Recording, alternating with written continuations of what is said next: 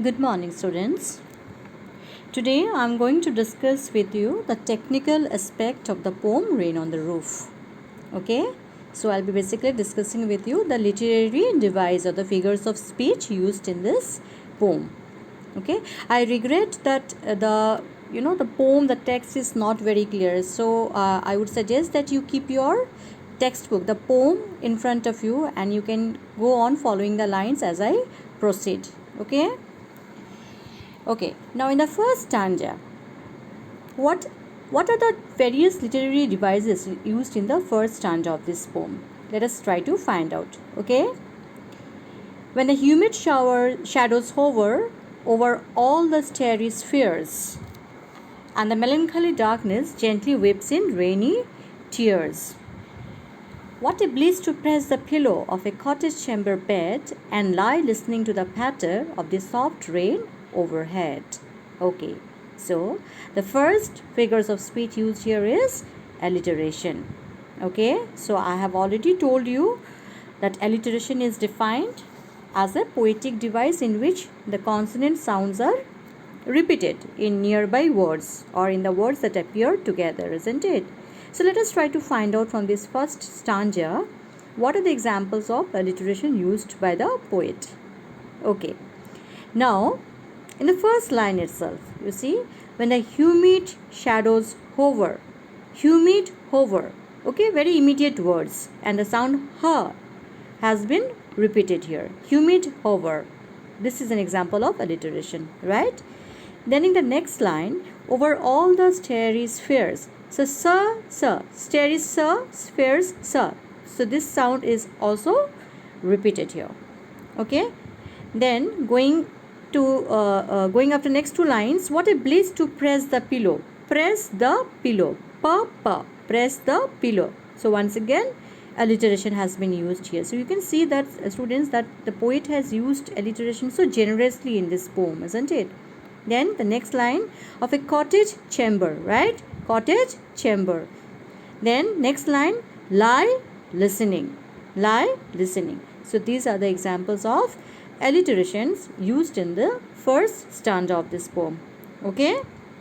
Now what are the other poetic devices used in this first stanza? Personification. So I have already told you that personification is defined as a poetic device that involves using a human quality to describe a non-living thing or object, right? To give human qualities to a non-living thing. So here you can see the third line, students, darkness. Okay, the adjective melancholy is something that should be associated with human beings. Melancholy means sad. Darkness cannot be sad, isn't it? Because it is something inanimate, isn't it? It is an abstract noun.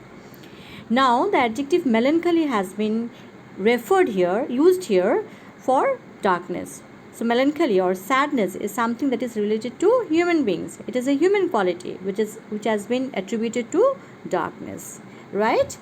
Okay. Do we come across any other literary device here? Okay. Now let us find out the rhyme scheme of this poem. In the previous test, I have given you a question on rhyme scheme, and many of you could not do it and you were confused about it, although I think you must have done it in your junior classes in 7 and 8. When you are asked to find out the rhyme scheme, you have to look at the last word of each line. Okay, so here the first line, when the humid shadows hover, let us mark hover as, you can underline here the word hover and you mark it as small letter A. Okay, don't use capital letters, use small letters. So hover will be here marked as A. Next line, spheres. So hover and spheres are not rhyming, right? So spheres will be marked as B. Okay. Now darkness. Darkness does not rhyme with either hover or spheres. So it will have a separate name and we will name it as C. Okay. Now hover, spheres, darkness, tears. We can see the tears here is rhyming with spheres. So we have already marked spheres as B here. So tears will also be marked as B. So A, B, C, B. Okay, the next word is pillow. Now pillow does not rhyme with any of the above words, right? So it should be marked separately as D. So hover, spheres, darkness, tears, pillow. Bed.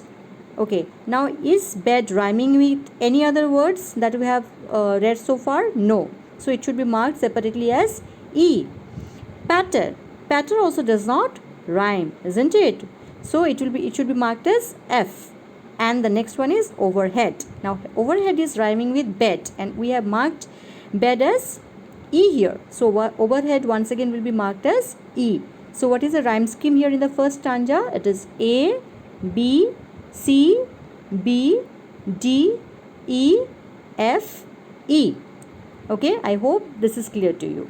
Now moving on to the next stanza. Every tinkle on the shingles, okay, has an echo in the heart. Okay, now I'm going to introduce you with a new figure of speech, a new poetic device. Okay, and you please write down the spelling because the spelling is slightly difficult. The figure of speech is onomatopoeia. Okay, onomatopoeias. Write down the spelling, students. onomatopoeia.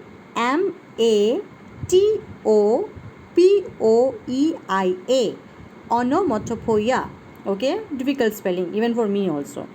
So onomatopoeia is a poetic device in which certain words are used to denote real life sounds, or you can say that these are sound words, isn't it? These are the sound words that are used to create a dramatic effect and auditory imagery. Okay, now I will explain you how it is used. Okay, let me give you some examples now.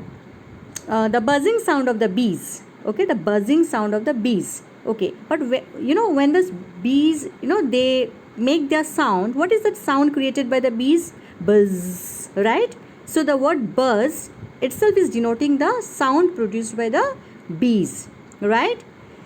Now here you can see the tinkling sound. The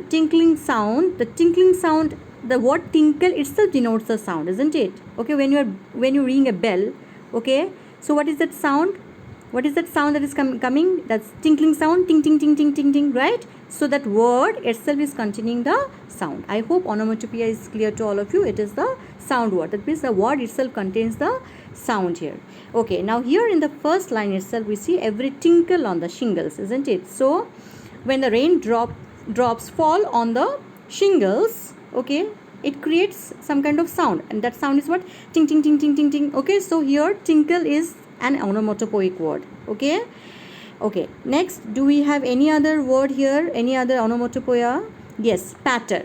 When the raindrops fall on the ground, what is the sound produced by the raindrops? Pat pat pat pat pat pat. So here pat word itself is denoting the sound.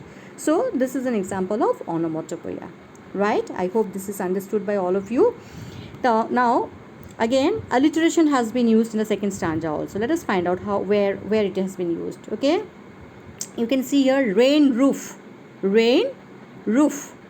Okay, rain roof, of the rain upon the roof, in the last line, of the rain upon the roof. So here ra, very immediate, ra sound has been used in very immediate words. So this is an example of alliteration here, right?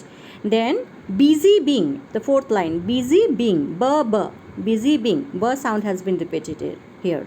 Okay, so these are examples of alliteration here. Okay, do we have any other poetic devices used here? And 1,000 dreamy fancies. Yes, dreamy fancies. Now you are coming across one more literary device, and that is called transferred epithet. Write down the spelling: TRANSFERED, transferred epithet. EPITHET. Epithet means adjective. Okay, now from this phrase itself you can make out transferred epithet. That means the adjective has been transferred from one noun to some other noun, right?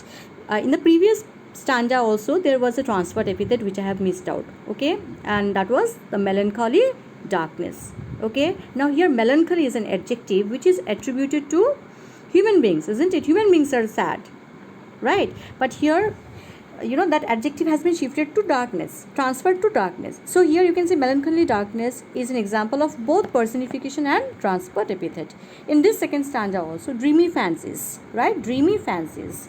Now here you see it does not mean that the fancies are dreamy, but it refers to the people who have dreams, right? So here the adjective which belong to people is shifted to what? To the dreams. Okay, so here the dreams are considered, the fancies are considered as dreamy. Right. Okay, now let us come to the third stanza. Now in memory comes my mother. The first line itself, memory mother. Okay, memory mother. So here mama. Okay, so mama sound is your alliteration. Okay, as she used years ago to regard the darling dreamers. Da da. Once again, an example of alliteration. Okay, anything else? Okay, we have in the last line we have patter, which is an onomatopoeia. Okay, I hope the technical aspect of this poem is clear to all of you. Okay, thank you, students.